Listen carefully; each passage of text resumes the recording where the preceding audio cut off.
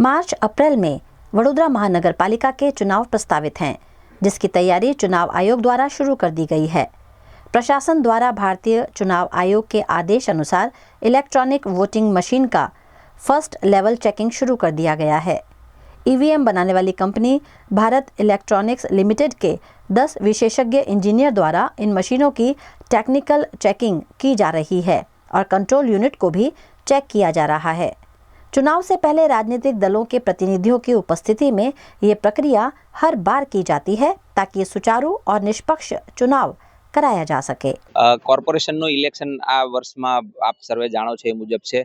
એ પહેલાની જે mandatory procedure છે કે જે ઈવીએમ છે એનું ચેકિંગ જે તે ઈવીએમ બનાવનાર જે કંપની હોય એના એન્જિનિયરો દ્વારા કરવામાં આવે છે। બેલ કંપનીના એન્જિનિયરો આપણને પંચ તરફથી ફાળવવામાં આવ્યા છે, તો એમના દ્વારા આજથી આપણા કોર્પોરેશન ખાતે 10 એન્જિનિયરો દ્વારા એનું એફએલસીની કામગીરી આપણે શરૂ કરવામાં આવી છે, જેમાં વિવિધ રાજકીય પક્ષોના પ્રતિનિધિઓને આપણે હાજર રાખ્યા હતા। એમની હાજરીમાં કામગીરી શરૂ કરવામાં આવી છે।